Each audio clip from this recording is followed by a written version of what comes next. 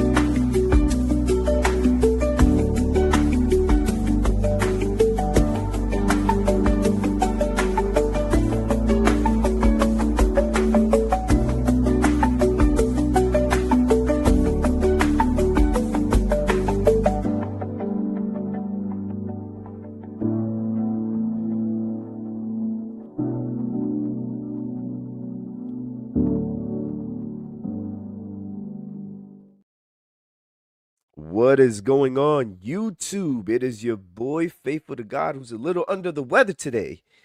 And I'm here with my brother Willie. Say what's up to the audience, Willie. And what's up, everybody? And we are challenging Hebrew Israelites as we always do, man. So the join link is in the chat. Here is the join link. So any Hebrew Israelite who is watching this, all you have to do is click on that link. It is in the live chat.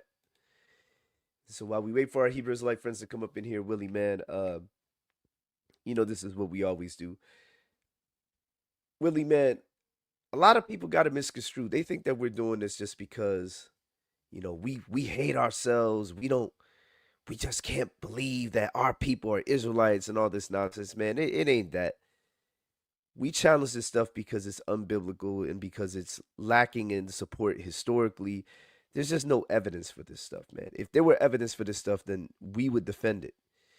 And you more than anybody know this because you were a part of a camp for 20 some years, man. So when you thought this thing was real, man, you were defending it tooth and nail. When you found out it was false, you said, man, I'm forget that stuff. I'm up out of here, man. You know? Yeah, exactly. And in my case, you know, I was young. I was very young. I didn't know a whole lot at first, and really, that's the kind of people that these camps target is really young people that don't know much about the Bible. So the minute that you know they're able to teach you anything when they're out of the street. They do it deceptively. It's deceptive recruiting. They're not. They tell you just enough to hook you in, and once they hooked you in and got you learning from them on a regular basis, it's not until you're actually in there that you learn the rest of what they're teaching. And they make it appealing to you, and that's why a lot of us, include myself, that have been in these camps, have stayed in it for so long. And it's not until you really get into the ranking structure of a lot of these camps and you really see, just how rigid and how high control they are, and how, you know, demanding and in many cases abusive the leadership can be, that you really start to see that, man, I'm in something that's controlling every aspect of my life. I never thought that when I first got into this that this is what I signed up for.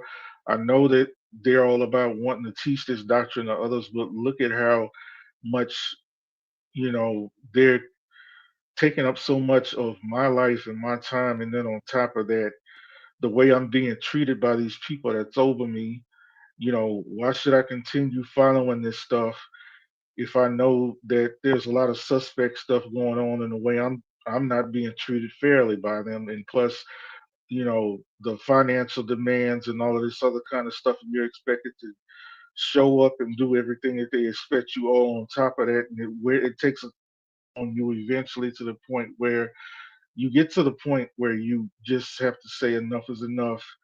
You know, I'm done with this, especially considering the fact that when it was me in particular, it was when I started deconstructing that I really started to see, hey, wait a minute, This doctrine never lined up with historic Christianity, despite the fact that the camp that I was part of was always claiming apostolic succession and claiming to be the same church Christ set up over 2,000 years ago. But when I really started studying historic apostolic Christianity for myself, I started to see, this isn't lining up with what the apostles and early church fathers actually taught. So why am I still in this? It's time for me to walk away from this. I'm not being treated fairly in this place. I'm being talked to abusively. I'm being, shamed and not dealt with right and financially, being shook down for money and garments. What am I even Mm. doing here anymore? I'm out. Yeah, that's crazy, man. Yeah, it's crazy when you think about, man, when people join these groups, man, it's like you give up your whole life, you give up everything. You give up absolutely everything when you join these groups, man. Ain't that something? Man. Yeah, and like I said, it's the deceptiveness of it all when you first join. You're not expecting this to be something that's going to completely use cult control to take over your whole entire life and abuse you in all kinds of ways. But that's what people find out when they get into these camps, unfortunately. And for a lot of people, the abuse has gotten really severe. Sort of when they come out of it, and some people have even died in these camps. That's how severe the trauma and abuse has gotten in these places. And the the most severe thing of it all is that the doctrine that they're teaching is heresy, and it's you they don't the people in those camps don't realize you're learning something that's going to actually send you to hell, because it's not according to the historic Christian doctrine that's been around for over 2,000 years. It doesn't measure up. These guys are making stuff up. A lot of this stuff is old heresies that the early church refuted years ago, and that's one thing that a lot of them don't even know. With the rejection of the Trinity and camps with leaders calling themselves the Comforter, when back in the early Christian church era, there was a man that called himself the Comforter named Montanus that got excommunicated for doing that. And many other things, putting new covenant believers back under Old Testament laws, high holy day Sabbaths and dietary laws. That's Judaism, and then the early church fought against that as well. All of this stuff is a bunch of some of the same old heresies that the early church fought against being brought back today. And not only are the people that are hearing this stuff being deceived so much that they don't even understand that, I think Satan has the deception over these camp leaders as well. Yeah, man. So, for the audience who's listening in, the join link is in the chat. If you're a Christian, you're more than welcome to come in here to ask questions. If you're a Hebrew Israelite, however, you are under obligation to prove your claim of being an Israelite before we get to any topic. That's the rules. That's always been the rules since I've initiated it in 2020. You can go back and watch my videos all the way back to 2020. Some people think that I just made up that rule recently. That's been one of the things I've had on this channel for quite some time. If you come on this channel and you're making the claim of being an Israelite, before we get to any topic, you need to establish your claim first. So we're going to tackle that first. We can get to your other claims.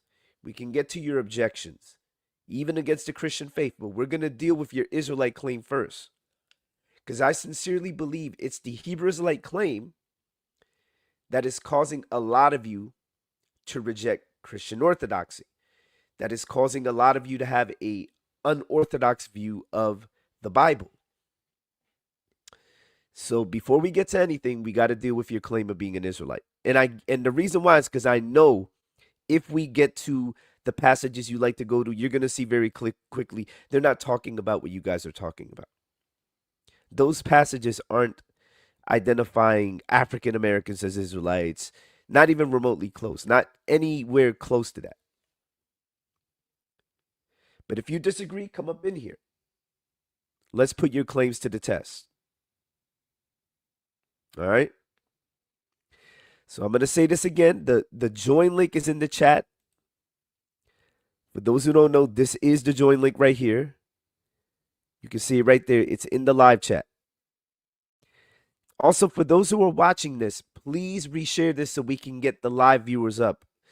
Like I tell people all the time, do not make me your secret. Don't make me like your, personal secret. Like you just enjoy listening to me and you just want, me to be your little hidden, you know, your little hidden thing.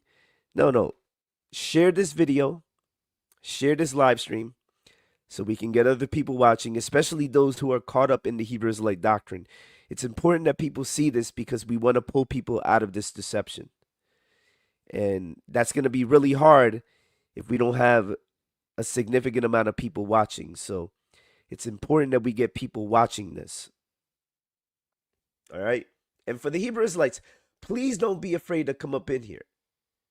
If you feel really confident, if you think that what you believe in is true, you should have every reason to come up in here and prove your claims. There should be no excuse for you not to come up in here. So please, by all means, come up in here and prove to us that you are who you claim you are. All right. But yeah, Willie, while we wait for people to come up in here, just talking a little bit more about this, man. You know, why do you think people why do you think why do you think so many of our people, African Americans and Hispanics, why do you think they get suckered into this? Like I know why, but I'm just asking the question from somebody who was in the camp.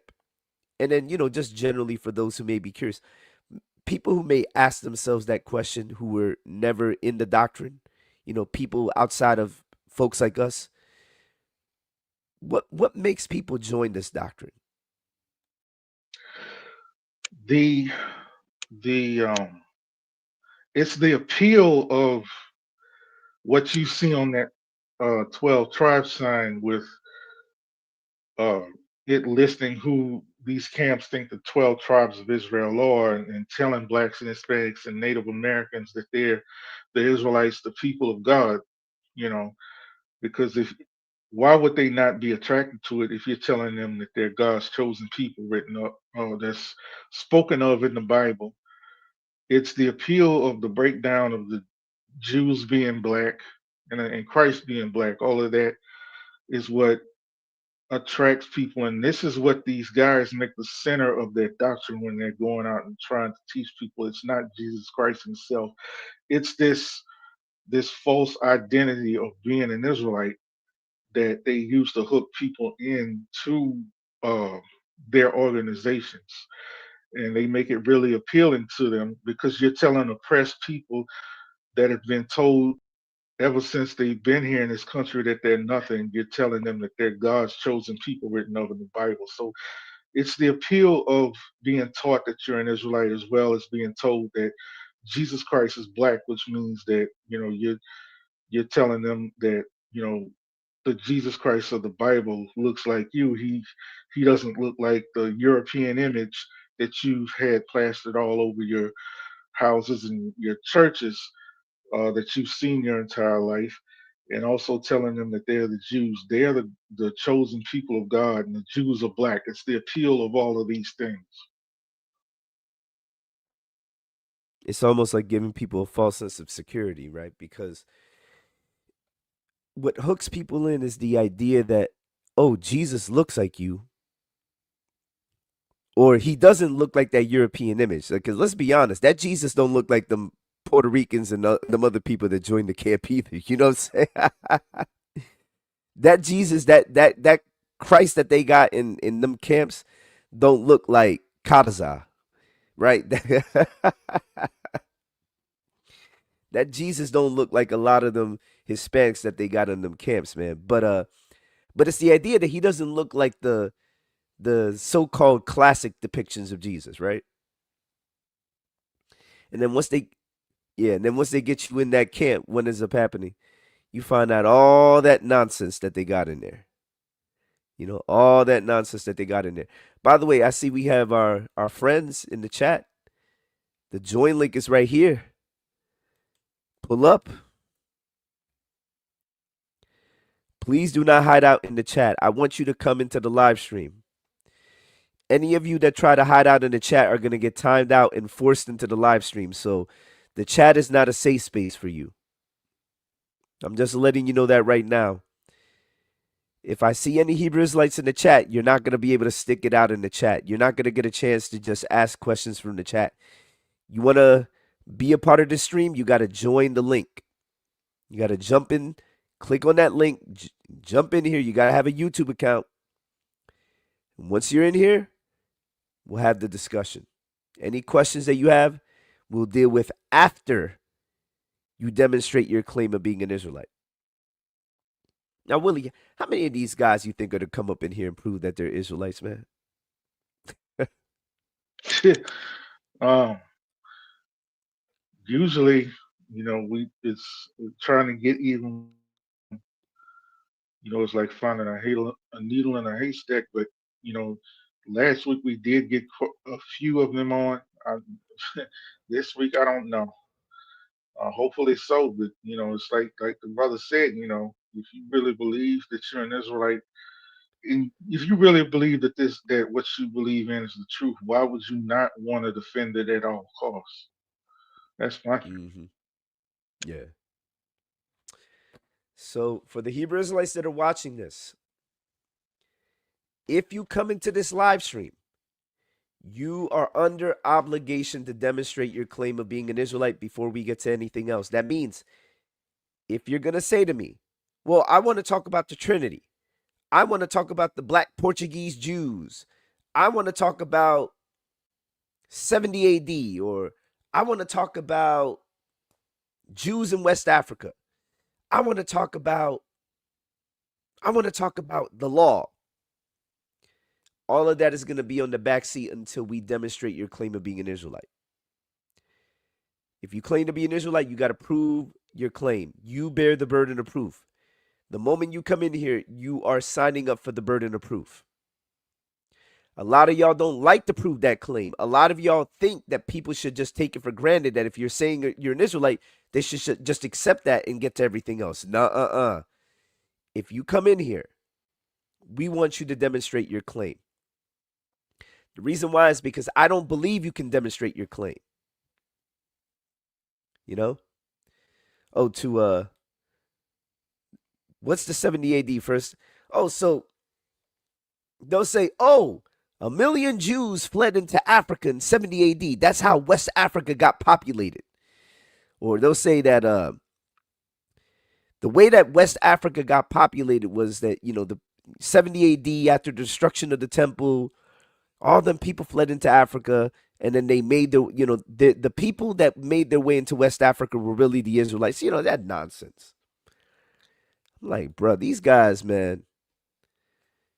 And then they want to talk about community of Jews in West Africa. And I'm like, first of all, most of those claims are derived from nonsensical literature like Rudolph Winsor's Babylon to Timbuktu. I think you know this, Willie, right? Because Rudolph Winsor promoted that in his book, that a million Jews fled into Africa, right? And most of these Hebrew Israelites just parrot whatever they see in that book. So that's where they're getting that claim from primarily. And then, ironically enough, the source citation that he gives doesn't actually say a million Jews fled into Africa. That's the ironic part. Oh, yeah, absolutely. Yeah, very weird. And you know, if I may, realistically, I think these guys are not even counting on you knowing actual history of what was going on at that time. You're saying that the Jews left Jerusalem to free from the Romans by going into Africa. Yo, the Romans had a vast amount of territory, okay, during the Roman Empire, which includes that whole region from Egypt all the way up through that entire North Africa region. They had that on lock. The Romans had provinces all throughout that entire region. So they still would have ran into the Romans even if they did try to go in that Right. direction. Um, Yeah, the Romans literally had a they literally had a ruler set up in Egypt. A lot of ignorant Hebrew Israelites don't realize that Egypt was being ruled by a Roman governor during the time of 70 AD, right? So, where were they going to go? Like the first country that the people of Israel would have hit was Egypt, which was being ruled by a Roman governor. That's the ironic part, right?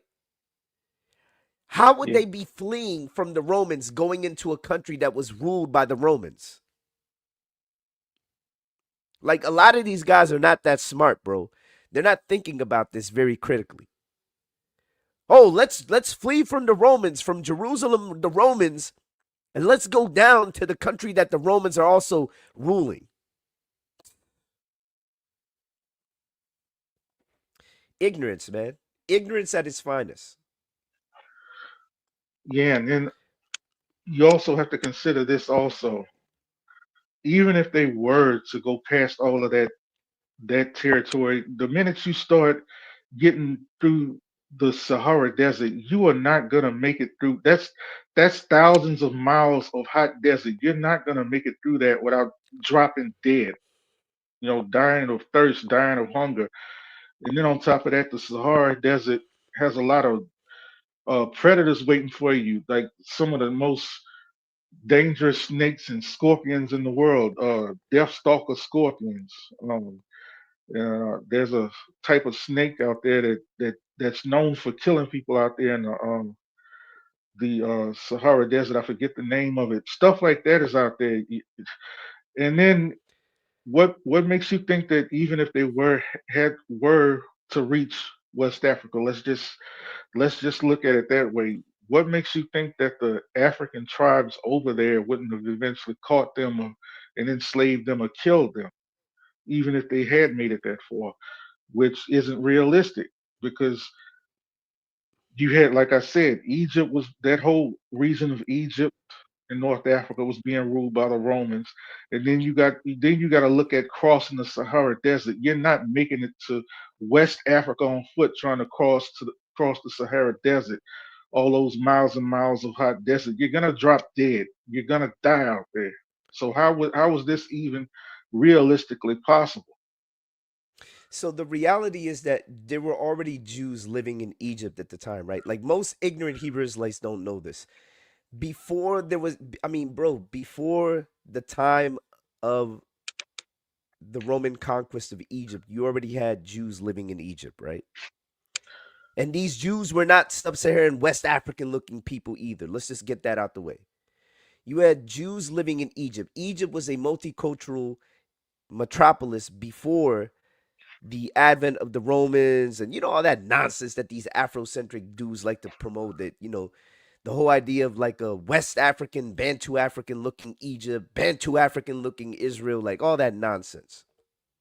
Nah, man, look, Egypt was multi ethnic because you had a wide variety of cultures that came into the region and basically assimilated into the relevant culture because they were the powerhouse of the region.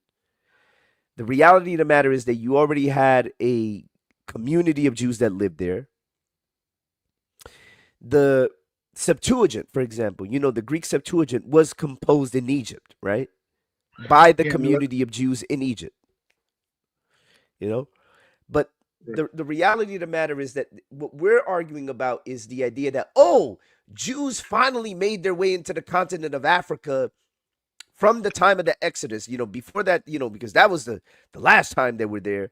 But it was in 70 AD that they finally went back into, man, what kind of nonsense is that? Oh, they finally fled, and that's how West Africa got populated. That it's so dumb. It's so ridiculously dumb because Western Central Africa was already populated by the same people that gave rise to African Americans before there was an Abraham. Anybody that looks up the Bantu expansion would know Western Central Africa was already filled with the people that gave rise to your Western Central African peoples that gave rise to your African Americans in the future. You right. know? Hmm. Anybody that has a question that's a Hebrew Israelite, come in here. We'll deal with your identity claim first before we get to any questions.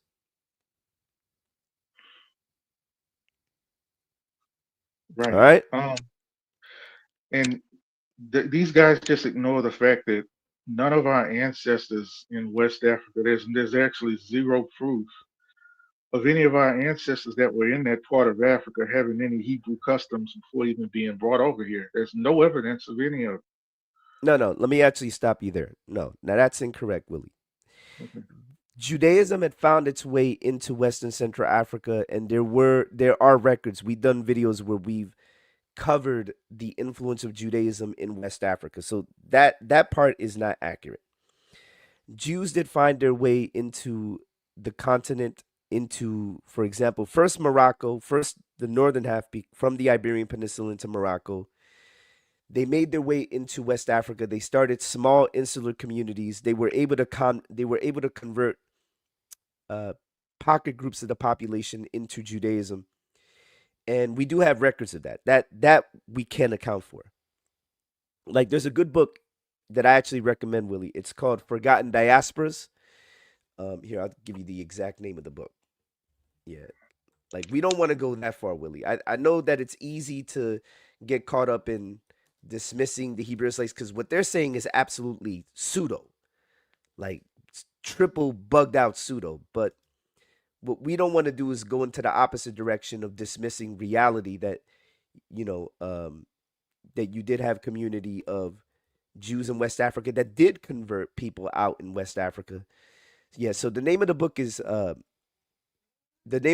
Forgotten Diasporas, Jewish Communities in West Africa and the Making of the Atlantic World. So that book in particular, it was written by Jose da Silva Horta and Peter Mark. That book deals with diasporic community of Jews in West and Central Africa. All right, just to make that clear. Give me 1 second.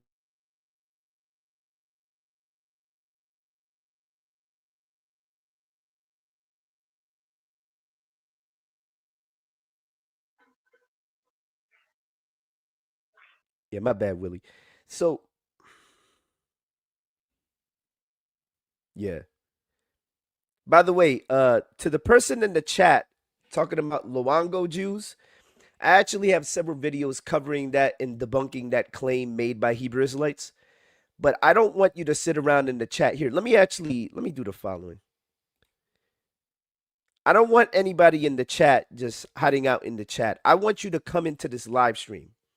I don't want you to feel that the chat is a safe space for you. Come into this live stream. What we need to be establishing is your claim of being an Israelite.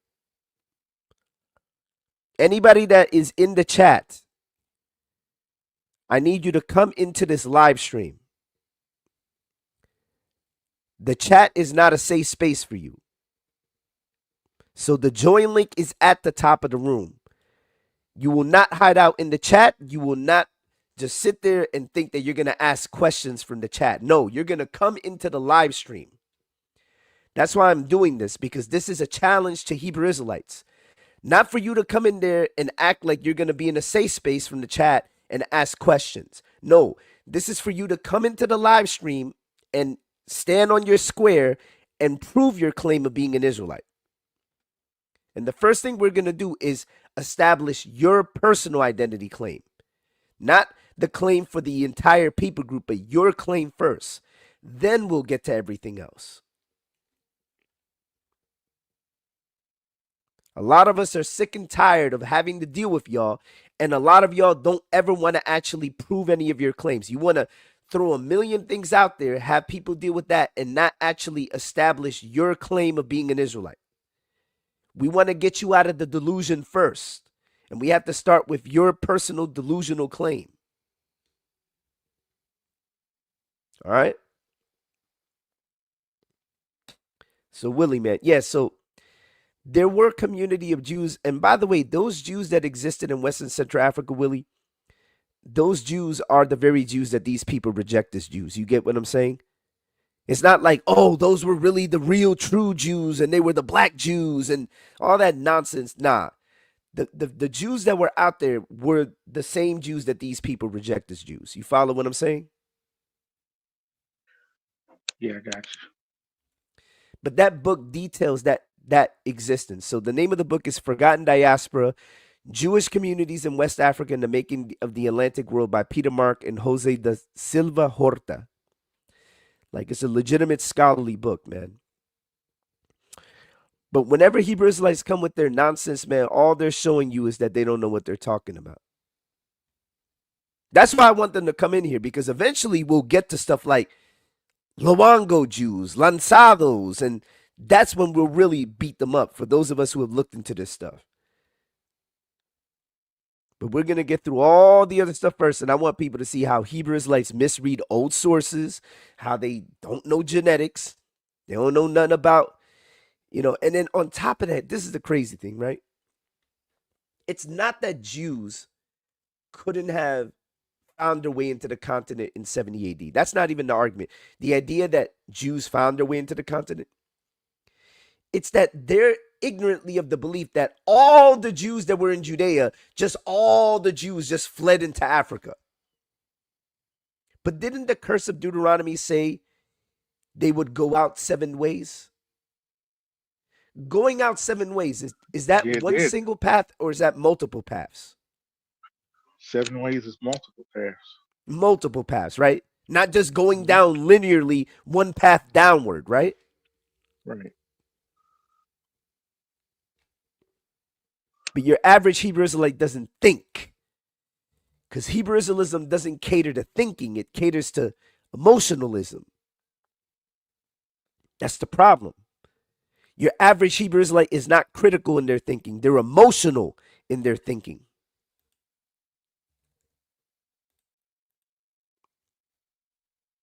So I need Hebrew Israelites to come in here. Come into this live stream. Look, here's the join link. You can't say it's not in the chat. We've been on air for half an hour and we have not yet got a single Hebrew Israelite coming in here. Come on now. Please don't let me down. Because all y'all do is let me down. Y'all talk a good talk in all these Facebook groups, Instagram, TikTok, and then when you get called out, you're nowhere to be found. Come on now. That's crazy to me.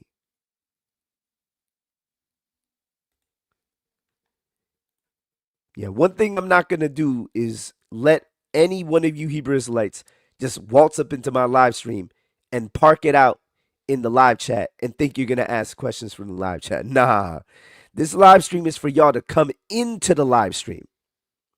So the join link is there. Uh,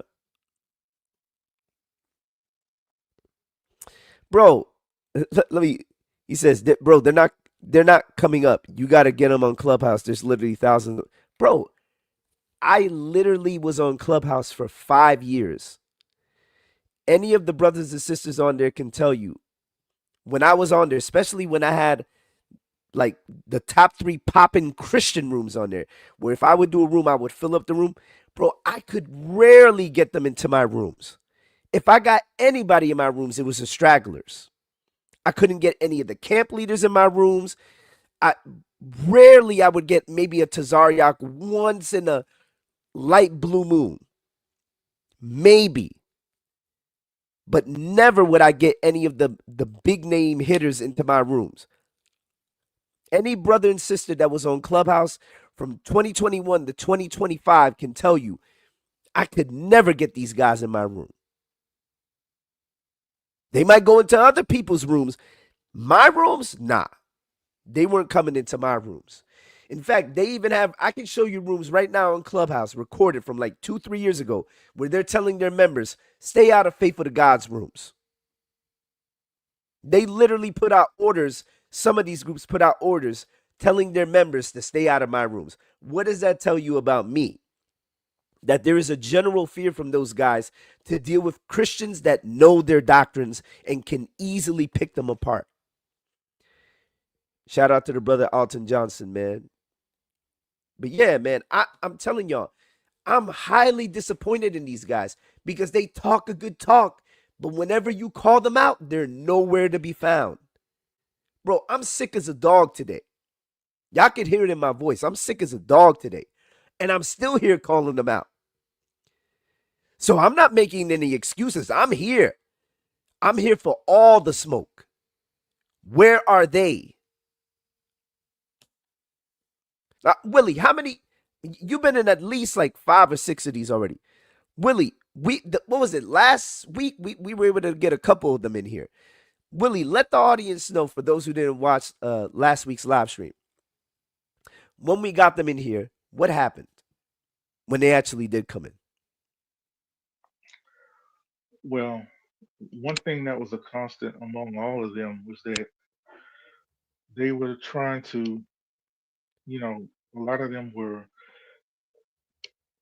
over talking you and trying to get you to see their point, but they didn't want to they really didn't want to listen to anything that you had to say, and they were a lot of them were making insults and and constantly over talking you and turning the whole thing into a heated argument. Uh, and just really get disrespectful Mm-hmm. to the point where you had people that had to get booted off the live because of it. Yeah. By the way, I see Donovan. I hope I'm pronouncing your name correctly. He said, "Yo, faithful, can you deal with Matthew 4:15? I'm also a Christian and I watch your videos, but how are we not commanded to keep a Sabbath as a part of the Ten Commandments? I grew up keeping it." Let me guess, Donovan. Just based on your full name, you're Jamaican, right? Just out of curiosity, or at least Caribbean, right? And another thing, just based on what you said, you're also SDA, right? Seventh Day Adventist. Because it's usually the Seventh Day Adventists that say stuff like that. Like, I grew up keeping the Sabbath, they'll say. If that's the case, so several things. Seventh Day Adventism doesn't represent historic Christianity. Seventh Day Adventism, there are some people that believe that it is a cult. There are other people that believe it's like a quasi form of Christianity. That it's really on the fringes because although they are Trinitarian, a lot of their other beliefs would put them on the outside, kind of looking in. So I'm on the fence when it comes to Seventh Day Adventism, right? I'm not a fan of Seventh Day Adventism, but I'm not as far right now as in saying that I think Seventh Day Adventists are a cult necessarily, but I definitely think that the teachings of Ellen G. White are false, like demonstrably false. I have a brother in Christ named EJ Thunder. He's a former phenom in the Seventh Day Adventist Church. He has a book refuting Seventh Day Adventism. I'll put the links in the chat if you happen to be Seventh Day Adventist, where he refutes many of the claims that they make. But if you could just let me know, are you a Seventh Day Adventist, Donovan? Just wondering before I continue on, man. And then I'll address that verse. But just let me know if you're a Seventh Day Adventist first, though.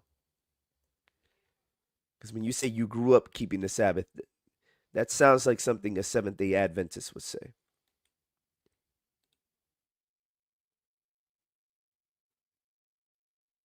Yeah.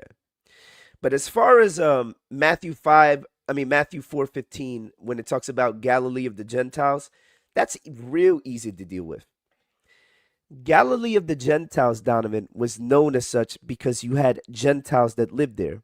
So, for example, you have a book that pre-exists the Gospel of Matthew, and it's found in the Apocrypha writings or in the Deuterocanonical for those who are liturgical Christians.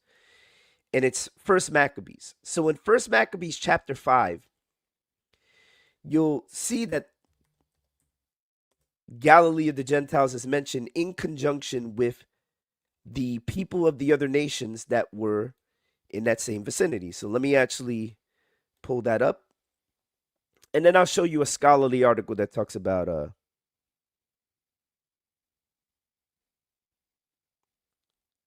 Yeah. Let me actually do the following. Yep.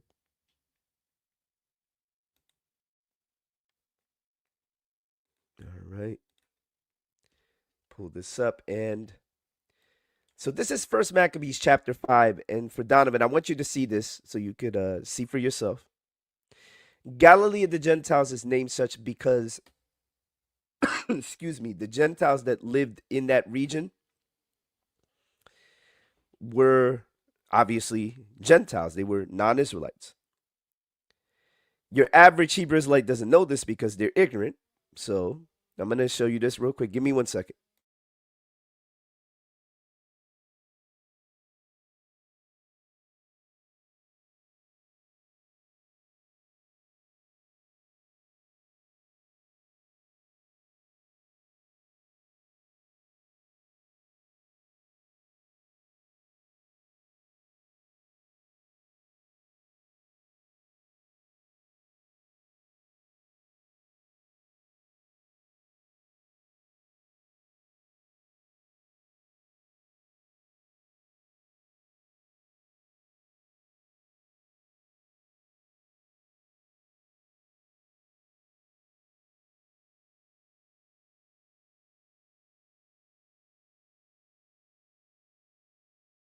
Yeah, my apologies, y'all. All right, so Galilee of the Gentiles was named such because you literally had Gentiles that were living in that region.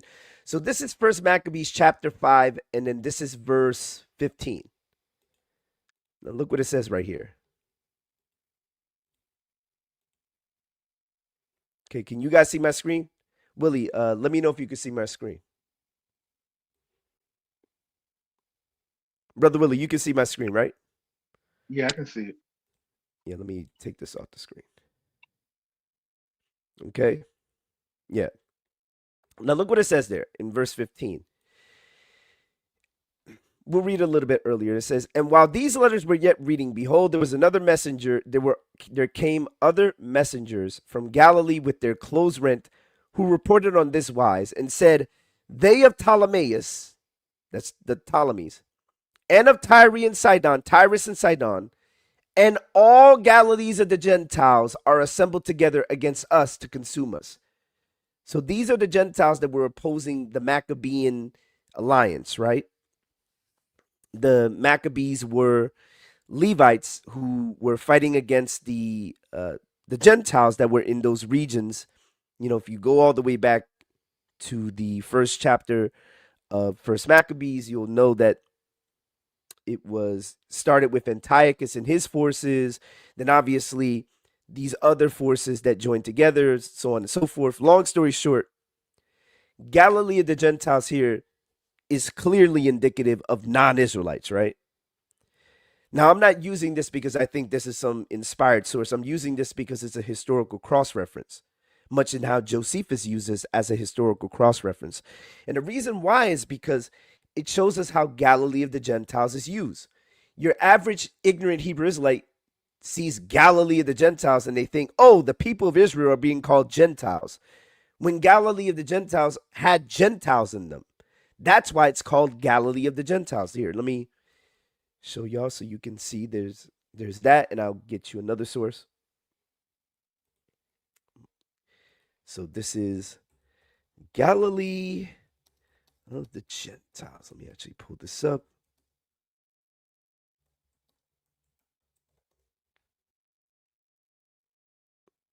Give me a second. You can see exactly how that term is used. Here it is. Here.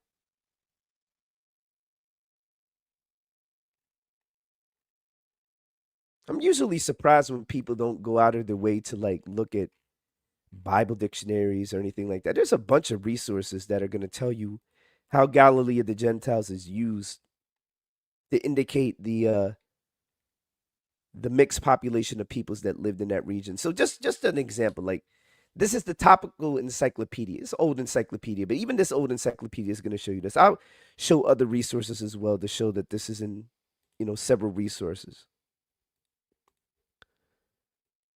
Topical dictionary.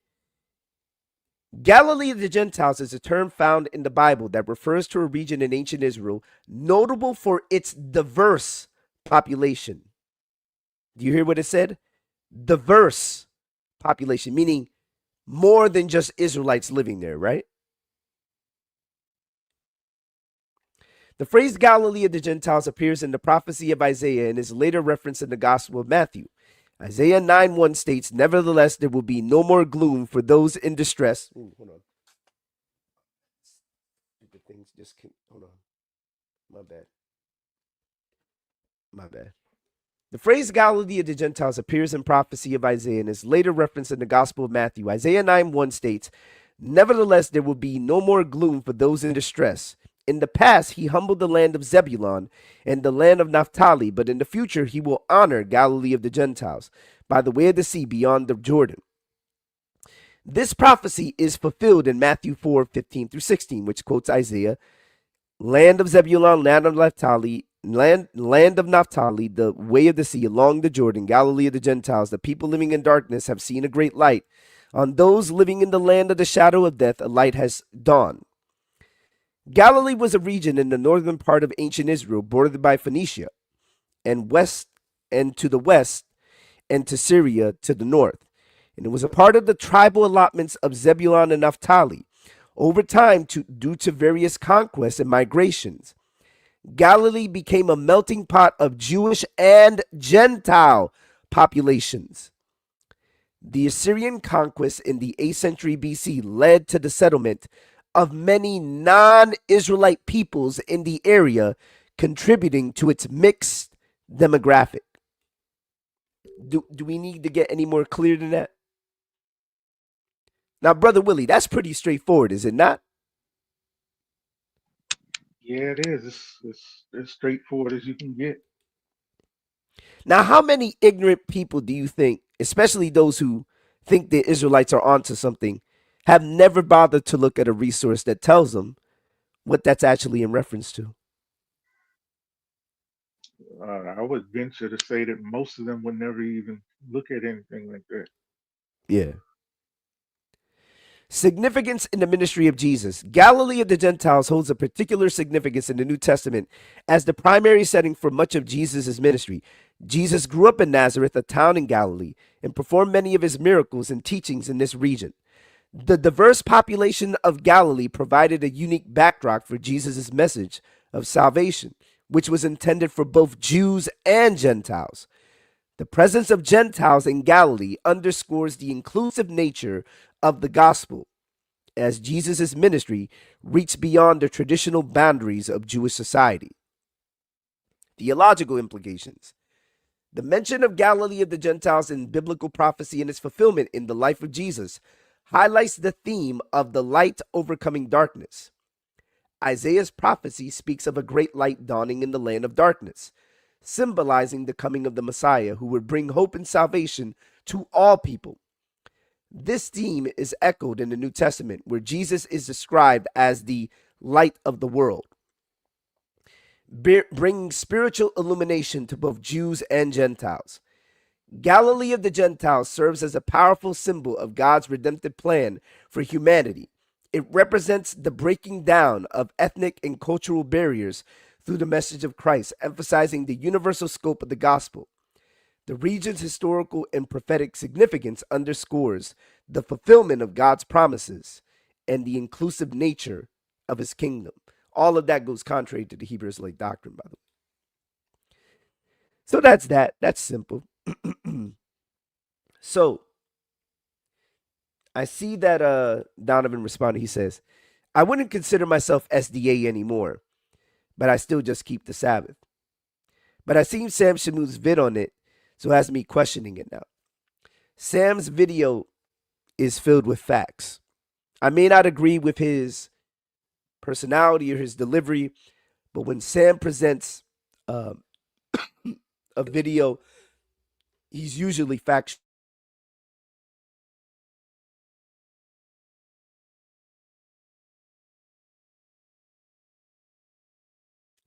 Excuse me. So what I would say is,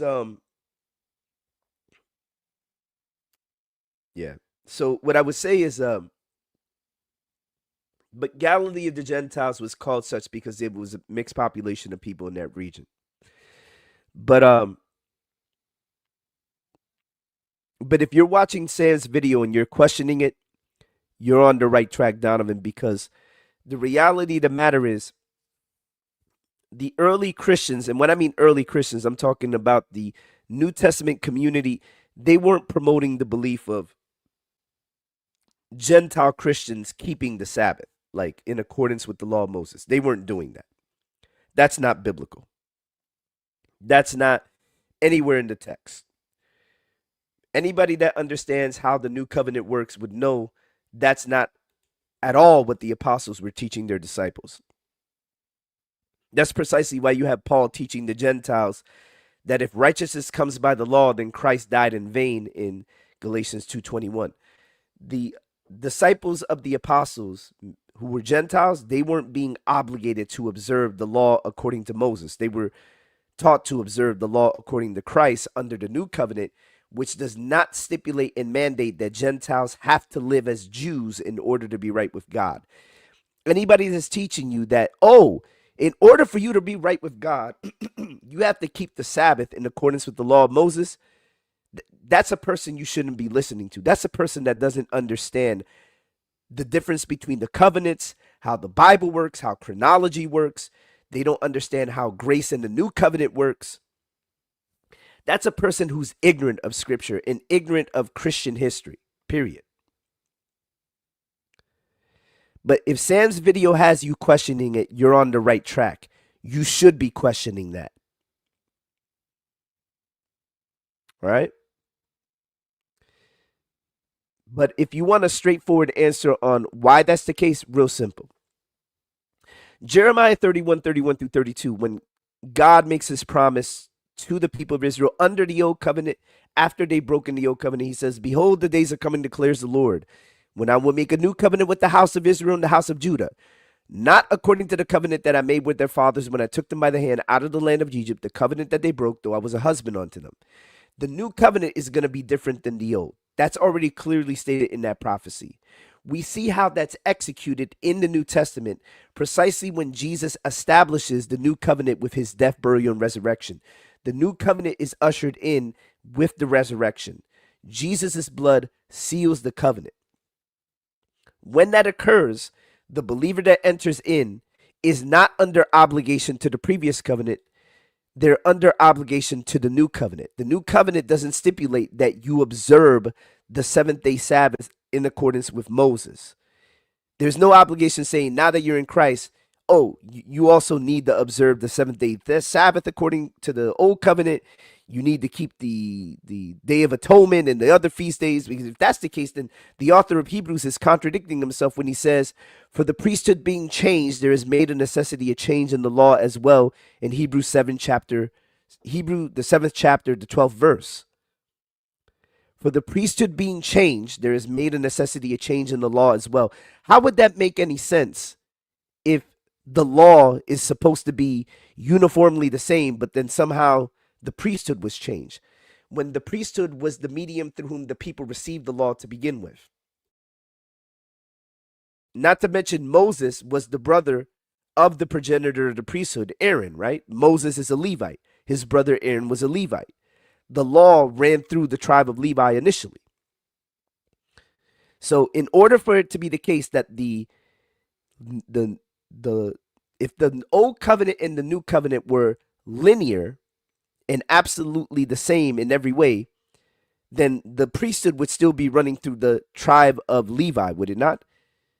It wouldn't make any sense then for something to be changed and then everything else to be exactly the same.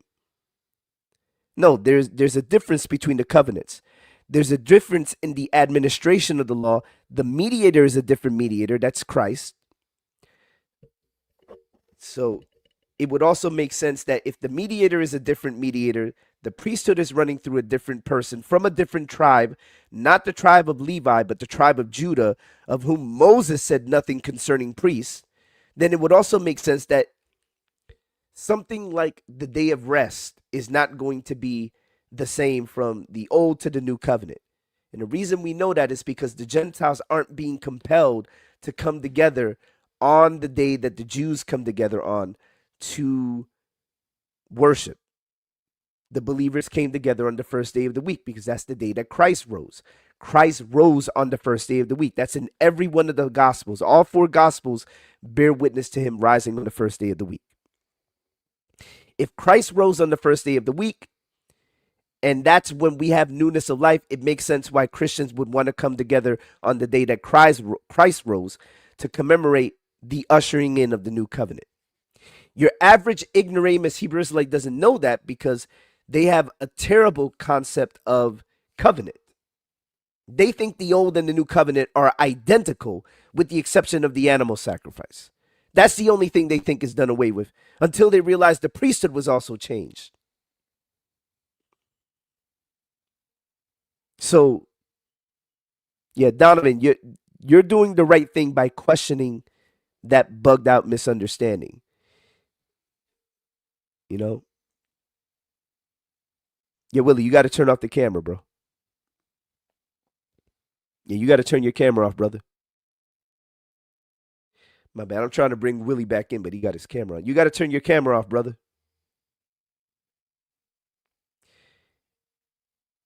All right, there you go. So I see the number one vibe. Are you going to be on for a few hours? I may be on for about, I might be here for maybe an hour or two.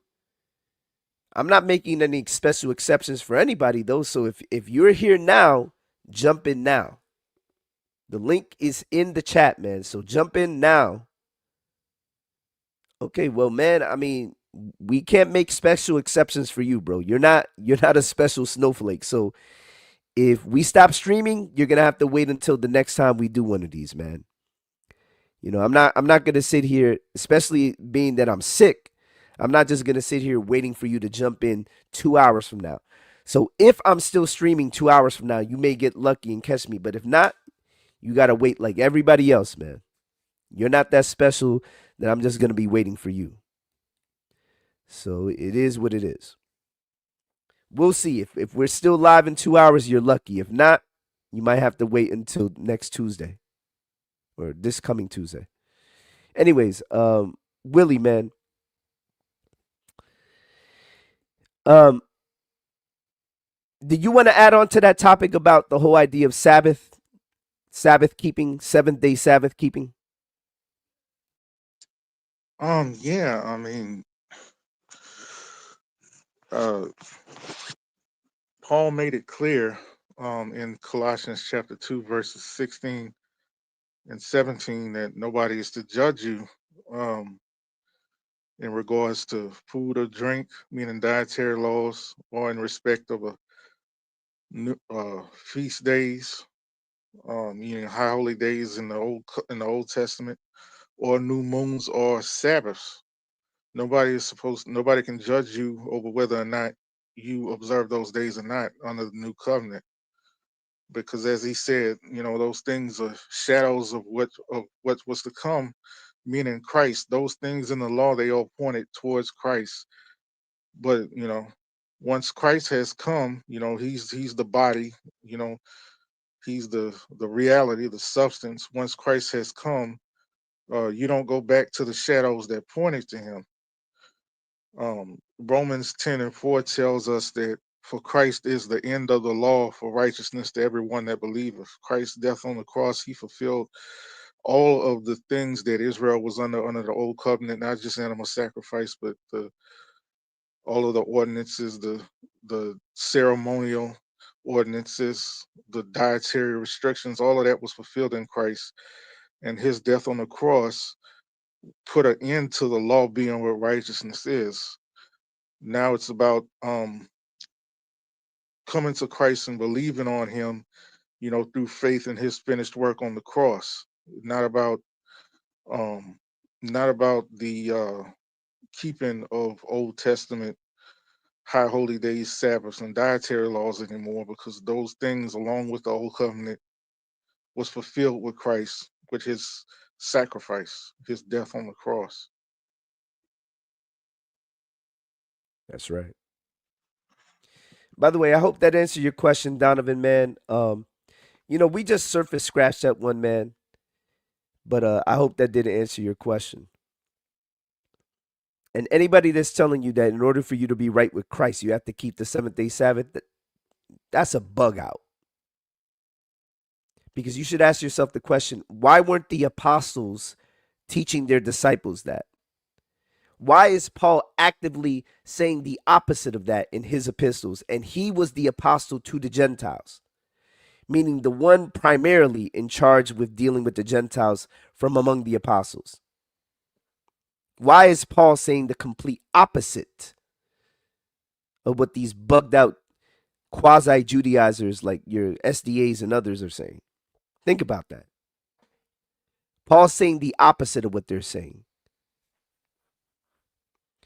All right, man. And to this other dude, if you'll be on Tuesday, then I guess we'll talk Tuesday. So, Willie, I'm gonna go, man. I'm looking at the time, man. Like this is one of the things that I really dislike is waiting for a Hebrew Israelite to come in here because you would think they're so overly confident about everything. You would think they'd be jumping in here at the opportunity to prove that they're an Israelite, right? You would think that, wouldn't you? Yeah, I mean, as much as they brag about having the truth, you would think they would want to defend it at all costs. But it goes back to what you were saying, what is it about you that makes them want to avoid you, and why are they not taking on all challenges? If they're claiming that they have the truth, what's the deal? Yeah, it's insane to me, man. Well, I do appreciate that we got an audience now, but unfortunately, we have no Hebrew Israelites to satisfy our audience with. So we may go for maybe another 10 to 20 minutes. We'll see if we get anybody in here. I'm gonna be honest, man. I don't feel like going for no 2 hours waiting for somebody to jump in here, bro. Like I'm under the weather. I'd prefer if we get a Hebrew Israelite in here now, we might be able to stick it out for that time. But if we don't, in the next 20 minutes, then I guess we'll see y'all Tuesday. But we'll see. We'll wait a little bit. We'll wait a little bit to see. But in the meantime, Willie, man, um, anything that you wanted to address that was already addressed? Anything at all?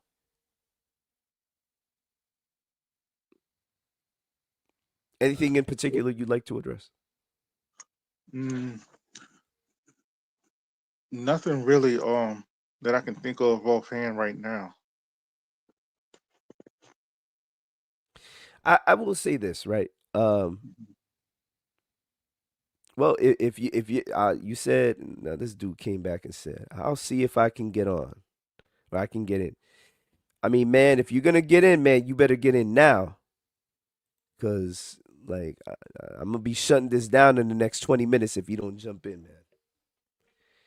And if you jump in, I might go for an hour, but that's about as long as I plan on going because I really am under the weather. I'm really in here doing this as a labor of love, to be honest, man. Like I really should be in bed taking my medicine, just chilling. But I'm over here, having to correct some of y'all, man. Correcting y'all on the Shabbat. But excuse me. We'll see if we get some of y'all in here, man. I at least admire your bravery. Number one vibe. I at least admire your bravery. I can't say the same about your your friends though. Your cowardly friends don't seem to have your bravery.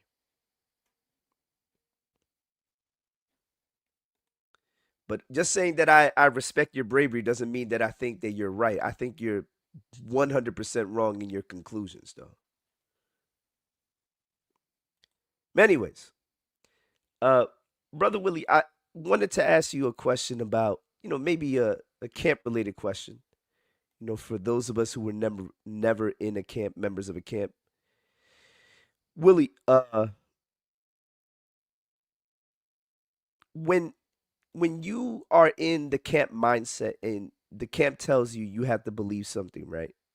Like in this case, the ICGJC, because that was the group that you were part of. Oh, I think they're in here. Hold on, let me check. Joe or Yeah, Yahuwah is it? yeah, I Yeah, know. hold on, Yeah, brother. that's what it is. Hey, brother, can you do me a favor? Can you mute your mic for a second? Cool, man. Yeah, Cool. you. Let me. Okay. Okay. I feel Yeah, my bad. Um, yeah, Willie, I just wanted to ask you when you were in the ICGJC, right? Um, was there ever a point in time where you felt like you had the freedom to question any of the doctrines at all? Like, was there ever a point in time when you felt like you could publicly challenge something that somebody was teaching and that would be accepted, and you felt like your insight would help change the way that they interpreted a particular doctrine? Or was it always understood that no, you just needed to accept whatever they told you? No, if you stood up and tried to challenge the doctrine, that would get you put out. You get brought to council and put out. You had to accept whatever was brought out. By Tazadakia. In the case of me, because I was in ICGJC, you couldn't challenge anything that was being taught because that would get you put out. Yeah, right. By the way, to Joa, man, all right, if you could come off mic, man, I just because you were coming in here talking while I was still talking with this brother. You can come off mic now, man. All right, are you no, able I'm to not hear us? talking. I'm at work. That's why I was like, yo, and yeah, you like yo, you Israelite, you at work, like yeah, I'm at work. And that's why I was like, Yeah. yo, can I talk to you later? But you like, no, So, not brother, that. are you you the brother number one vibe, right? That's you in the chat. Yep, yep. Okay, let me ask you this, man. So you had to jump in here to tell us what you had already said in the chat. Nah, because like we keep saying that like we idiots and all types of stuff of that nature, and like that's offensive. Like, and then we unbiblical and this, that, and the third. Like, he's talking real crazy. And it's like, for what? So, brother, I don't know if you know this, but me and this brother were both Israelites. We both came out of the doctrine. So you're not. Hold on a second. You're not talking to brothers that weren't in the doctrine. You're talking to brothers that were Israelites. You understand me? This brother was in a camp. And I that was not in means, a camp. like, so what's your point? Okay, you heard what my point was, right? You're saying, well, why are you talking about Israelites? And brother, we were Israelites. We came out of the doctrine. See, either you are or you not. Like, that ain't No, that no, don't no, like no, me. no. Like, The thing that hold on, brother, hold on, mute your mic for a second, because I hear your back. Bro, you got to mute your mic. Hold on, let me here, because your background is super loud, brother. Hold up, bro. You can't have your mic, brother. You can't have your mic unmuted because we hear your background. You have people talking in your background. Like when you're quiet, we still hear your background, right? So I have to mute your mic because that throws us off. Because while you're quiet, we're still hearing the people talking in your background. So Joa, the thing about it is that we used to promote the same things that you believe in, right? So if we thought this doctrine were true, we would be defending it. That's the reality. If we thought this doctrine were true, we would be defending it. It's because we know this doctrine is false that we oppose it. That's why we get folks like you to come in here so we can get you to think critically so you can see why this doctrine is not, sustainable. It's not defendable. It's as simple as that. All right? Now go ahead, man. so where you want me to start at? What's your evidence of being an Israelite? Because I said so, like the Jewish people. Well, no, I don't just take it as because a person says so, therefore they're an Israelite. If somebody Jewish tells me, well, I'm an Israelite because I said so, I'm still going to ask them for proof. So what's your evidence? It's a lot. I'm not even going to go in the Deuteronomy, but like I know it says somewhere about the amount of the seed of Abraham would be as many as the stars in the sky or standard sea if you can count them, right? It's like a Okay, number so to how many Jews. You want to talk? What? yeah. Deuteronomy 4:27 says that the people would be left few in number into the nations where the Lord would scatter them.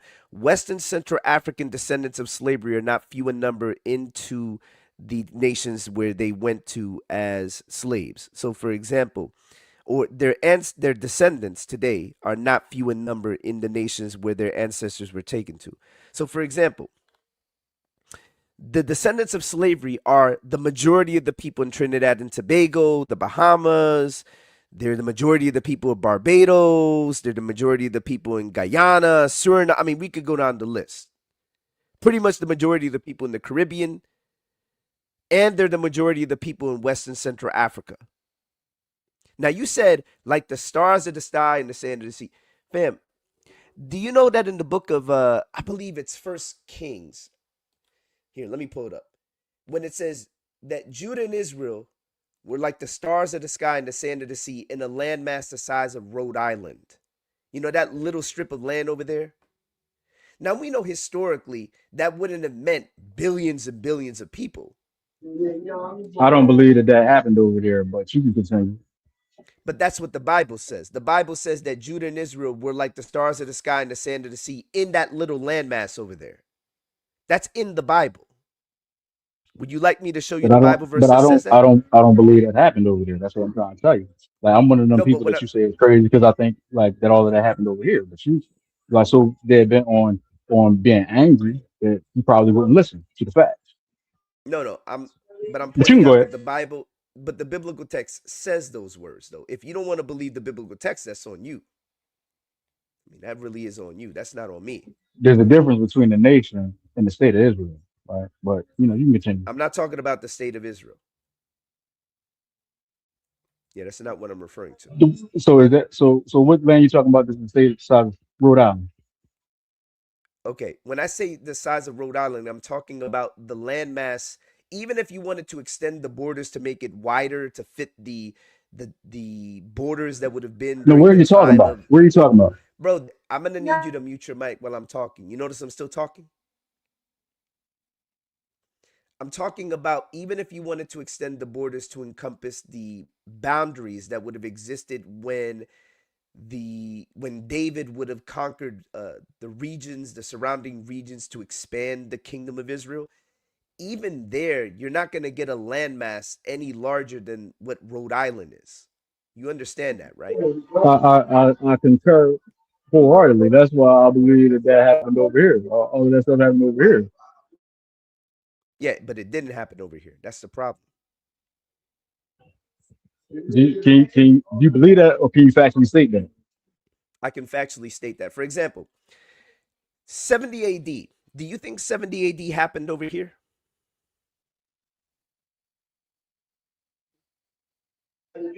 Los Angeles. It happened in Los Angeles. That's absurd. You know how we know it didn't happen in Los Angeles? I'll tell you how we know it didn't happen in Los Angeles. Josephus, when he writes War of the Jews, details exactly where 70 AD took place in. He gives all the surrounding regions, he gives the people groups that are in play, and we also have the residues of the temple that was destroyed, right? Which is the Wailing Wall. The residues of that temple are dated to 70 AD, are dated to that time frame. All of those little pieces of evidence prove that 70 AD happened over there. Now, But people here's how lie. we know it didn't. Here's how we know it didn't happen in Los Angeles. So, number one, on this side of the world, you had Native indigenous groups, Native American groups, particularly descended from the Clovis people. Those people did not build a temple. They weren't Israelites. Meaning they didn't build a temple equivalent to the second temple in Los Angeles that was destroyed by the Romans because there were no Romans over here. They weren't Israelites. They didn't speak Hebrew, and that destroys your argument right there. It's hieroglyphics, Hebrew, in the Grand Canyon. No, it isn't. Stop lying. So It's show and fused in prove. Philadelphia. It, I just told you it's in the Grand Canyon. Like you can believe it or not. I'm not. No, no, I'm just you like, need yo, to you that's need to something give crazy. evidence for that. You're making a wait. I just Listen, told you're you. giving Like all you gotta do is look it so up. All you gotta do is look it so up. why's this? So why's this? The other part that's hilarious about this is that you're African American, right, Joa? You're African American? Nah, I'm a child of the house of Israel. You need to get No. that right. I mean, you would be called by others African American, correct? Just because that's what they think, that don't mean that that's what I am. That's what I'm Okay. trying to tell you. Your parents on like if they took a census, your parents would have put African American on the census, correct? No, my family is indigenous to this land. They're not indigenous to this land. If you're a descendant of the people that were taken as slaves to the Americas, then no. And in fact, if I'll even put Yeah, it more yeah, exactly, even if you wanted to mm. play this, I need you to mute your mic for a second. Even if you wanted to play this semantics game, if you take here, let me help you because I hear your background. If you took a DNA test and you came back E1B1A paternally, you are absolutely a descendant of the people that were taken as slaves to the Americas. That means that you would be a descendant of those Western Central African peoples that came from Western Central Africa over here. How do I know that for a fact? Real simple.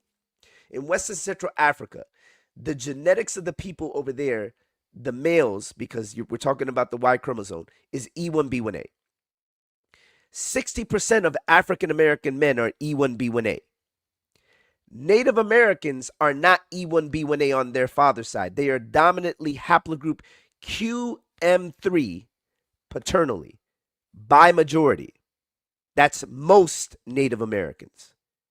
That means Native Americans, indigenous Americans, are not the same people paternally as the majority of your people who are by majority the exact same people as Western Central African peoples. That's a cut. Um, so let me ask you, right? Historically, have you ever heard of a $5 Indian? Yes, but you would be a $5 All right. Indian though. Actually, no. And don't be But you're a disrespectful. $5 Indian. Actually, I'm not. You are. Actually, I'm not. Like, and you can believe what you want, but just because you say these things, that I don't make it believe in true. facts. Well, listen. Then you would know that it was like a more mongoloid people that was the ones that was uh, signing paperwork to to purchase like the status of an Indian, not a Negro. Yeah, here's the problem that we have with that. Number one, I'm talking about the indigenous American. We're not talking about Europeans that were trying to classify themselves as Native Americans or bugged out African Americans who were trying to classify themselves as Native Americans. We're talking about the actual indigenous people. So specifically, we're talking about the people that are the and bro, I And need you to they're mute the your mic. That descendants of wasn't I'm gonna Israelites. help you here. I'm gonna help you mute your mic while I finish my point. I see San Miguel in here. What's up, San Miguel? We're talking about specifically the descendants of the people that are from the indigenous groups that were in the Americas, okay, that were over here on this side of the world before European colonizers came over here. Those people are haplogroup QM3 on their father's side. West, you got to mute your mic, Go, because I hear your background, bro. African Americans on their father's side are E1B1A and downstreams of E1B1A. Western Central African people are E1B1A and downstreams of E1B1A by majority. Both of those people groups, 60% of African Americans, 75 to 95% of Western Central Africans are E1B1A. Neither of those people groups are by majority QM3, which is what you find amongst Native Americans. Just that alone disproves your claim. It shows that Native Americans and African Americans are not the same people on the father's side. It's impossible by majority. And the fact of it is, it's like you're calling the incorrect group uh, descendants of the house of Israel. That's all. You just gotta get your facts Bro, right. not only are Native Americans not Israelites, they're not the same people as African Americans. Look, African Americans are not Israelites. African Americans are by majority not descended from the ancient Israelites. African Why does Americans that by make you so majority are mad? bro, because I'm trying to talk right now. African Americans by majority are descended from Western Central African peoples that were taken as slaves to the Americas, that were in Western Central Africa before there was an Abraham. Native Americans are descended primarily from the Clovis people that migrated over the Bering Straits, made their way into this part of the world, and were in this part of the world before European colonization. Those people are not even the same people as African Americans on the father's side or the mother's side, if we're being honest. They're different people groups. They're radically different people groups. They're not ancient Israelites. Native Americans, the people group, predate the ancient Israelites. All African right, man. Let me Americans let me. come from Can people I ask you that something? predate. I'm not done. Here, let me put you in the back until I finish. African Americans as a people group, the people group that they descend from predate the ancient Israelites. Neither African Americans nor indigenous Americans are the ancient Israelites. Now come in here. So even if what you're saying is true, which I don't agree with, why does it make you so mad that we claim that? It doesn't Like, make me mad. I just don't like being interrupted while I'm talking.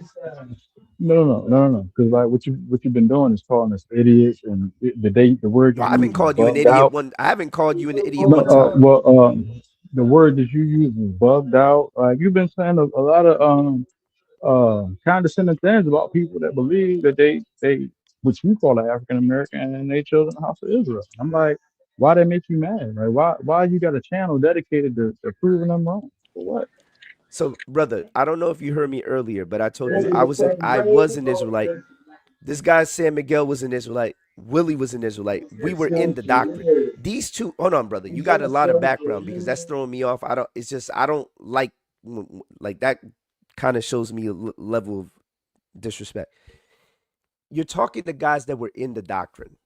You're talking to guys that used to believe this stuff. Once you realize that this stuff is wrong and you fact check it, you realize, you know what? People need to be made aware of why this is false. If I thought it was true, I wouldn't fight against it. I'm not the kind of person that's going to fight against something that I believe is true. So my channel isn't dedicated to debunking the Bible. My channel is not dedicated to debunking the reality of Jesus Christ because I believe those things are true. But I believe Hebrew Israelism is false. Do you understand me? And it's Yeah. because I believe Hebrew Israelism is false that I fight against it. Can I ask you this though? Like, do you fight against Jewish people? Sure, when they go against Jesus, I do absolutely.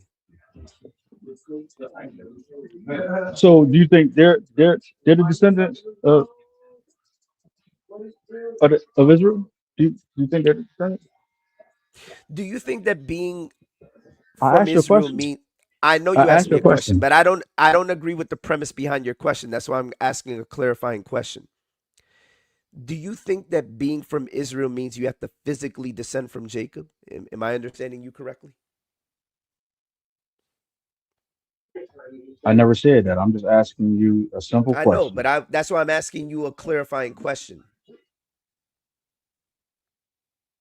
And notice that you haven't No. demonstrated your claim of being an Israelite. We're kind of going around in circles right now. I still don't see evidence for you being an Israelite. Where's your evidence of being an Israelite? Again, I told you that for the sake of this discussion, it's the same as a Jewish person that says they're Jewish and they're No, children. because if a Uh, Jewish person tells me that they think they're an Israelite and I feel like questioning them, I'm going to say, give me your evidence. And they will give me their evidence. And if I dismiss it, it won't be on the basis of, well, just because they said so. No, let's deal with your evidence. Biblically speaking, let's start there. You believe in the Bible, right? the land that was promised to Abraham, the son's Do you land, believe in the and Bible? I'm giving you the I facts. don't want you to Like, give me anything. I'm asking you a question. Do you believe in the Bible? so I think I'm an Israelite. I didn't say what you, I'm asking you, do you believe in the Bible? Do you believe in the Bible? Like, explain. I already explained It's a simple who I know yes, I I am. do, or no, I don't. Do you believe in the Bible? Yes or no? Yes or no? I'm going to give you 10 seconds. 10, 9, 8, 7, 6, 5, 4, 3, 2. Man, kick rocks, man. You see what these guys do when they come in here? All to avoid the obvious. Let's get to talking side topics. And that, so I had to catch myself. I'm like, wait a minute. This whole time we've been talking about, oh, well, Israel's over here on this side of the world. Israel's in Los. What did he say? He said 70 AD was happened in Los Angeles. Excuse me, y'all. This man had the audacity to say that 70 AD happened in Los Angeles.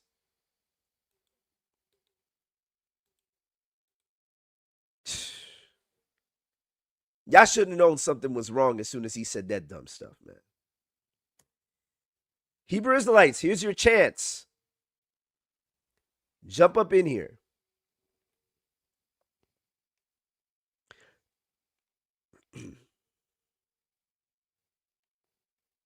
Exactly, sis. There was no Los Angeles at that time. What is this guy talking about, Los Angeles?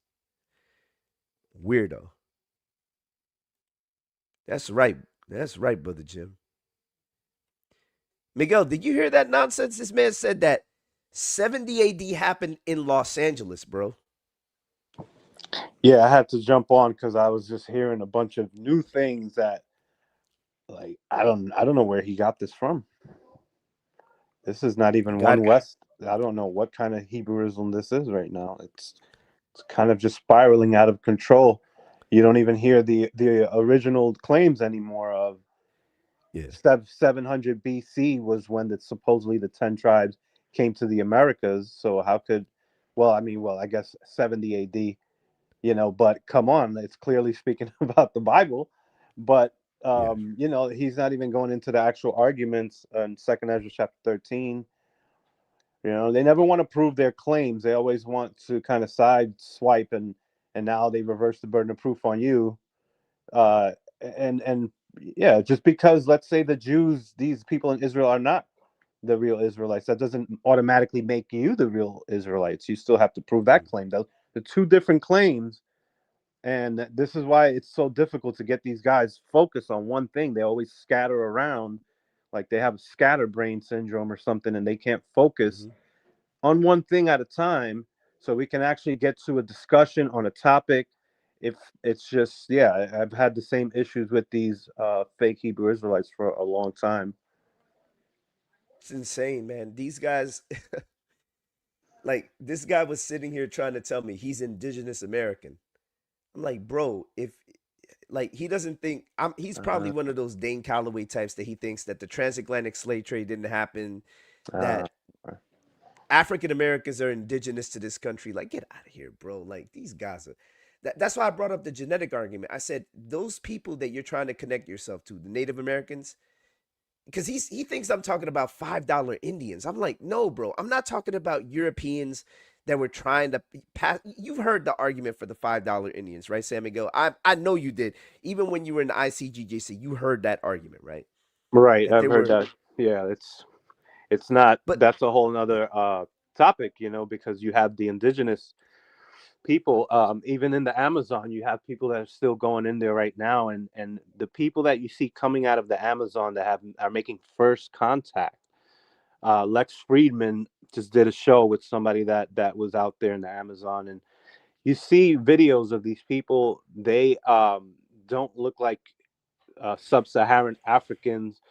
They very much look like a more melanated Siberian or something like that. Like they look like East yeah, Asians. Maybe there's also might be a little bit of Polynesian, Micronesian DNA that they're found within these indigenous, what they called indigenous people of America, that came from mostly the Clovis people, like you said, the Clovis culture, where you can trace back their hunting spears. These are tools. This is like you know a tool that involves some type of science. You have to create it a certain way, And that alone gives you a distinction of how, where this tool came from. And it originates in East Asia. This is the Clovis spear. They found that they used to hunt woolly mammoths before they became extinct in about 10,000, 10,000 BC, I believe. They can see where the bones of these woolly mammoths were punctured with Clovis spears, tying all of this together. This is in the Pacific Northwest, going all the way down the Pacific Ocean. They not only did they have a big migration by land, there's also suggestions of migrations by boats alongside the Pacific coast down to Vancouver Bay. They're doing all types of excavations that they're still finding stuff out till this day. But you can look up the Anzac One. These are skeletal remains that are found. The Anzac One in Montana. You got the Kennewick Man, I believe, in Wyoming, and in Mexico, in these caves, these underwater caves, they found something called Naya. They named it Naya. It's a 13-year-old girl, a Paleo American, pretty much Paleo Indian, that dates back like 10,000 years. All genetically sequenced to show that they're related to some Eastern Asians. You can see today, in modern day, the dentistry of certain indigenous Mexicans. They have something called shovel-shaped incisors with their teeth. Their teeth even connect. Like they even tell you, like, Mexicans or indigenous Americans, their dentistry is similar to East Asians and Siberians. The monolid, the eyelids, is another thing that's a scientific fact. I mean, if we're going into scientific facts, this is what we have. This is what's available. There's nothing found of pre-Columbian um, Africans. The furthest back I think you can go is probably the 1500s in Panama, where there's stories of what they claim to be, dark skinned African looking people Matter of in fact, the Americas. I just thought about something since you're mentioning this.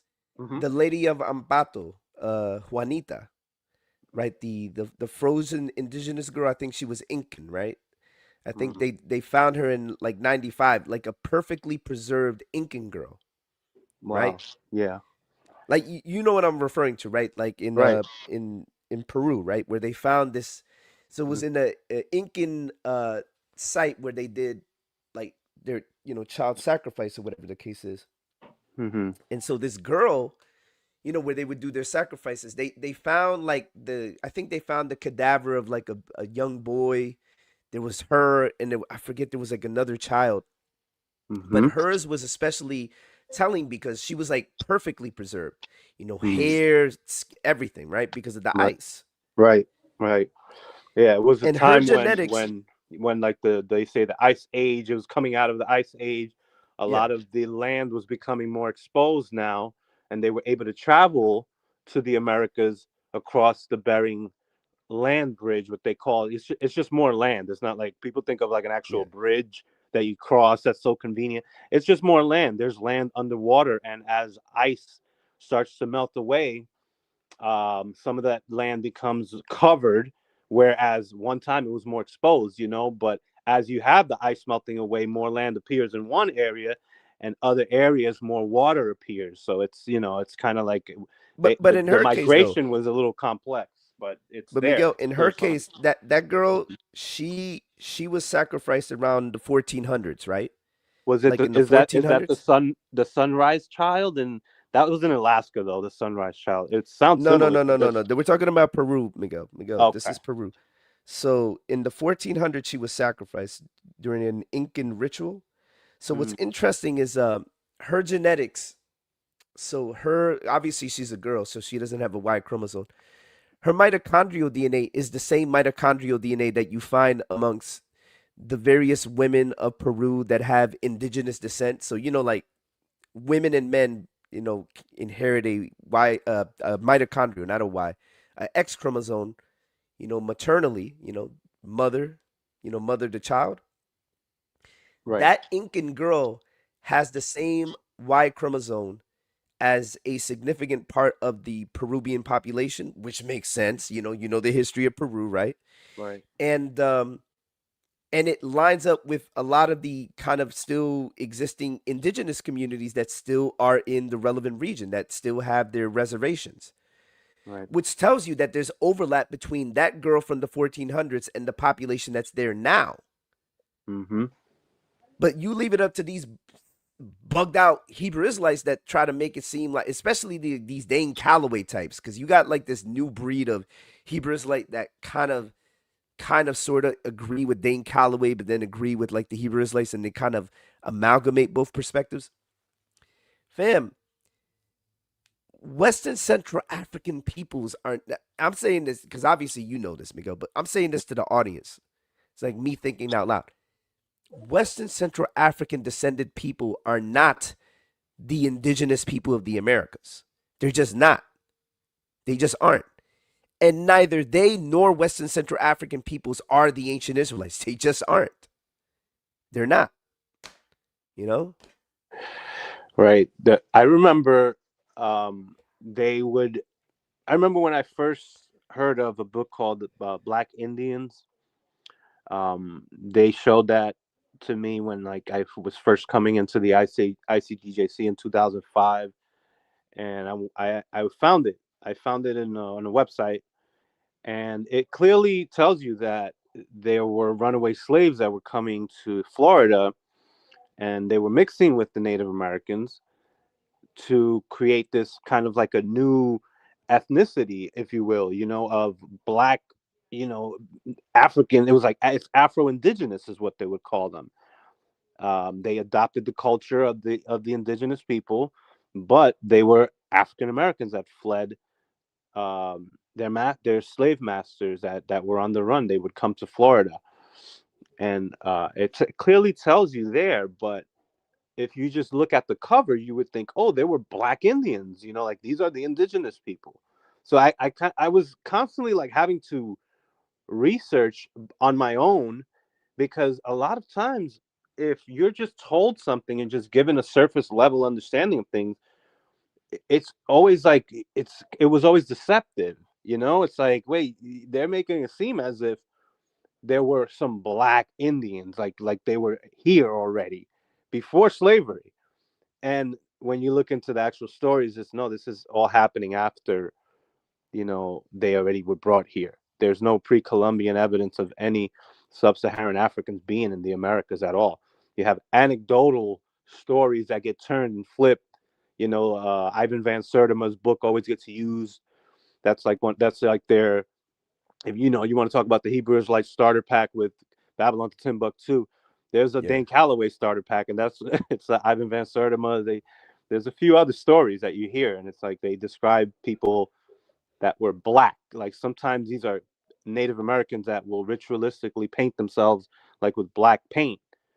And sometimes these were people that wanted to hide in the nighttime as they hunted, or they try to hide away from strangers. You hear of these stories, and it's like you see the paintings, you see the images, the engravings of people that were actually half painted, where their faces would be black and their hands would be brown, so you can tell like it was just a ritualistic type of painting, and they still carry it to this day. We have evidence of all of that, which explains any type of evidence that's written that they might be able to manipulate as, oh, you see, these people were black, and it's like, no, there's, because you have that, what's called anecdotal, but they use that and they kind of change it and flip it to their own. I think that the one way that they can't get around, the one thing they can't get around is the skeletal remains of the people that have been in this earth, that have been dug up. That this is evidence of them being here for centuries, for millenniums. In some cases. You know that there's an anthropologist at Wayne State University. His name is Bernard Ortiz. Mhm. If you go to academia, you'll find his page, right? Okay. If you go to wayne.academia.edu/B Ortiz, you'll go right to his page, and it has all his papers. What's interesting is that like he has a bunch of papers debunking Clyde Winters. You know who Clyde Winters is, right? He's another Mm-hmm. Afrocentric crazy dude. He'll Mm-hmm. debunk him, Ivan Van Sertima, um, um, and a few other of these. Like he'll debunk all these crazy, especially Ivan Van Sertima stuff. He has at least like 5 articles debunking him. Going into all the claims. And Right. I mean, bro, this is stuff that he was doing in like the 80s and 90s. Like this guy's older. I don't know if he's like a retired faculty member, but certainly stuff that he was putting out in the like he was one of the few guys on record that was actually willing to go out there and just challenge this stuff. And his stuff is good. Like he's going into it like legitimately saying, look, like Van Sertima was wrong here, here, here, and here. And of course, you already know with the advent of the Human Genome Project and everything, this became a lot easier to dismiss. Right. So I think it's good that, like, I mean, you have old stuff, like his stuff is what one might consider the older stuff that debunks his stuff. And then the newer stuff is so there's a book that was put out by former Latter-day Saints. I think it's called Losing a Lost Tribe. I believe that's the name of the book. Yeah, yeah, it is called Losing a Lost Tribe. The book is Losing a Lost Tribe, Native Americans, DNA, and the Mormon Church, and it's by Simon G. Southerton. That book was published in 2004. That book tears apart the Mormon Church's claims for Native Americans as well. Bro, like there's a ton of stuff out there that just kills this whole Native Americans or Israelites nonsense. You Yeah, I know? mean, if they say that they came here, and these are two different claims that the 10 tribes got here in 700 BC, and then the Dane Calloway that they were always just the black people, were always the indigenous, and it's like they kind of mixed that with the Hebrew Israelism. I noticed that it's a whole new breed of things. But for those that that believe in the one West Hebrew Israelism, Second Ezra chapter 13, they try to say that the land Arsareth is America, and it was never before inhabited until 700 BC. There's evidence of the Olmecs, which is more recent, in Yeah. 1200 BC, and the pyramids that were being built date back to that time too, in 900 BC, which predates the Assyrian captivity of 720 BC. Hmm. So you even read, I believe it's First Kings chapter 26, where it mentions, or Second Kings chapter 26, it mentions that the tribe of Gad and the tribe of Reuben, and I believe it even adds in Asher, that they were still in concentration camps or encampments or settlements, Israelite settlements of Assyria in cities like Haram, by the river Gozan in Assyria, in during the time of Second Ezra chapter 5, which is like what, 400 BC. Hmm. So if they left in 700 BC, how come in the book of Second Kings or Second Chronicles, sorry, it's talking about these tribes still being here in the land, in this part, in that part of the world, at least, Right. not here in America. By the So way, that guy yeah. Bernard Ortiz passed away in 2016. Yeah, I was like, man, he was doing this stuff in the 80s. I was just trying to see if he was still around. Apparently, he passed away in 2016. So I that have to page look was, into that. Yeah. but that page was set up by Wayne State, I think, honoring his work. But man, he had a lot of stuff debunking a lot of this pseudo native, pseudo, like, what I'm saying? Like, I mean, bro, as a anthropologist, I would imagine that, like, he probably took this really seriously. Especially Right. guys like Ivan Van Sertima who were trying, because Van Sertima was a legitimate scholar, but he had a lot of wild ideas, though, you Exactly. know? Yeah. Yeah. This is before the Human Genome Project too. So it's like that's he didn't have Yeah, all that genetic evidence. So I definitely need to look into that because it's yeah, interesting. You don't hear a lot of pushback against this type of stuff if it's not coming from some like us or something like you don't really hear people pushing back against this. But Even there's hmm been an influx of literature. So like I mentioned that Losing a Lost Tribe, that's one book that goes into the DNA. hmm There's there's another one, and so I don't know if Vocab ever put you onto this one, because I let Vocab know about this one. Old Canaan in the New World. Have you ever read? Have you has Did you ever come across that one? I think you told me about that before. Yeah, Old Canaan in the New World by Elizabeth Benton. That one, towards the end, there's a whole section that talks about the DNA. So it presents like what, oh, like, check this out, right? Since we're on record, since I have you here and everybody's here, here's the interesting thing about it.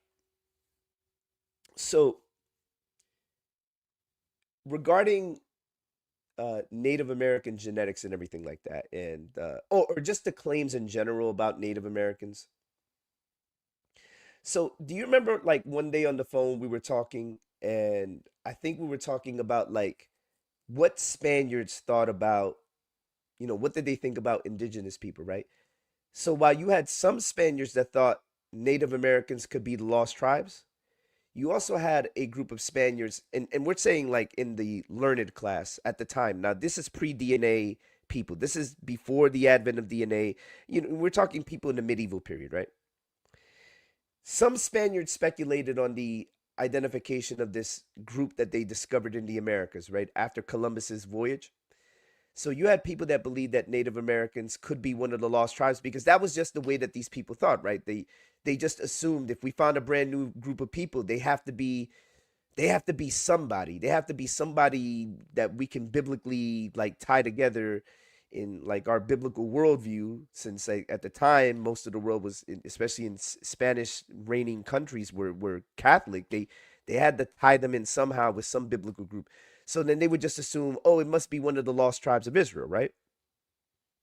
But then you had like really critical Spanish thinkers that, even though they had a biblical worldview, they were like, well, no, why did they have to be one of the lost tribes? They were really skeptical of the idea that these people could be Israelites, right? At all, in any capacity. And they would really push back against the idea.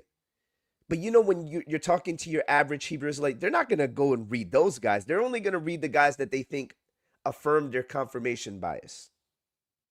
See what I'm saying?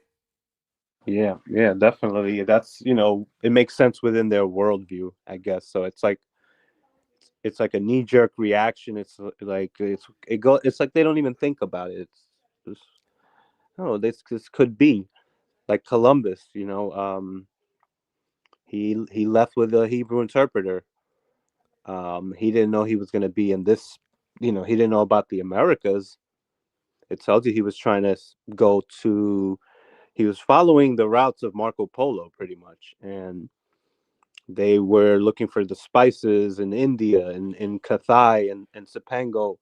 So they thought that the lost tribes would be over there.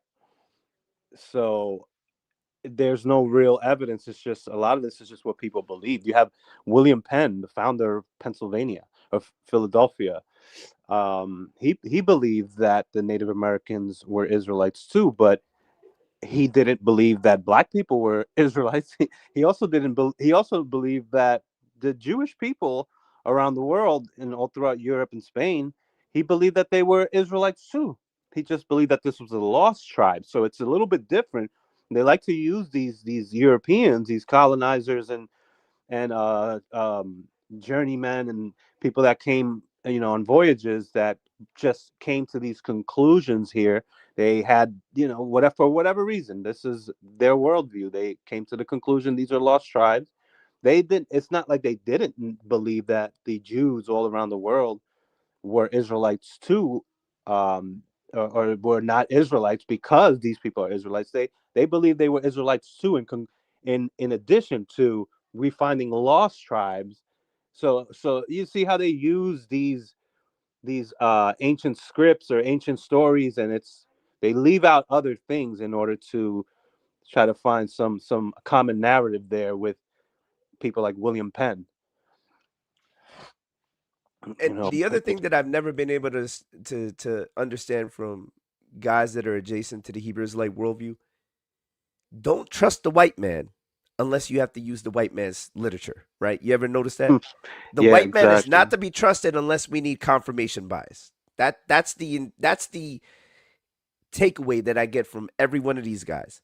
Because they're all hyper skeptical about what white people think or believe unless they have to use white people to confirm what they believe. Right, exactly.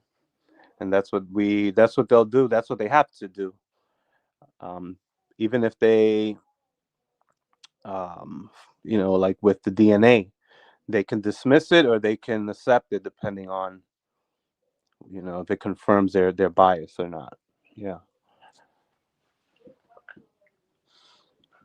Well, anyways, fellas, I know we've been going for close to 2 hours, man. I see we had people who had questions in the chat. No disrespect. I'm under the weather today, so we might have to hold off the answering of questions for another day. No disrespect meant, man. I just like I really just want to lay down, man. Especially after that, man. That just makes me want to like take a whole week off, man.